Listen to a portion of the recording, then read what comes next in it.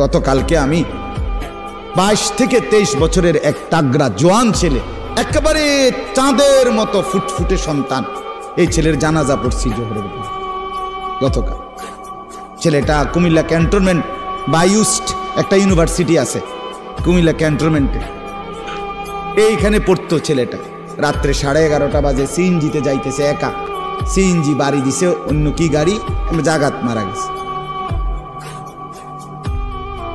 তো 22-23 বছরের এই তাগড়া আমার একেবারে আমার বাসার সামনে জানাজা। জোহরের পরে আমি জানাজা পরে আমার এত মনে আইছে, চোখের পানি আসছে। আহা, তার 4টা মেয়ের পরে বেচারার এই ছেলেটা, ওই বাটা, এই জানাজার মধ্যে উনি ছেলের বাবাটা একটা শব্দ মুখ দিয়া বলে না, ওনার উনি কোনো কথাই কয় না, মানে কথা কইতে আর ড্রাইভারের কি কবে বেটা, কোনো কথা নাই বেচারা। মানে শুধু এতটুকু কয় যে আমার ফোলাগারে মাফ করে দিয়ে, এইটাও কইতে পারতেছে না উনি, পাথর হয়ে গেছে বেচারা। হ্যাঁ, চাঁদের মতো সুন্দর ছেলেটা।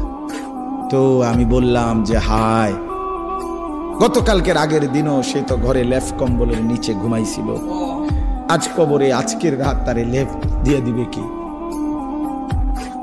আজকেও তো ঠান্ডা আছে, হ্যাঁ আজও তো শীত আছে, আজ তাকে কবরে লেপ দিবে কে, কম্বল দিবে কে বাপ?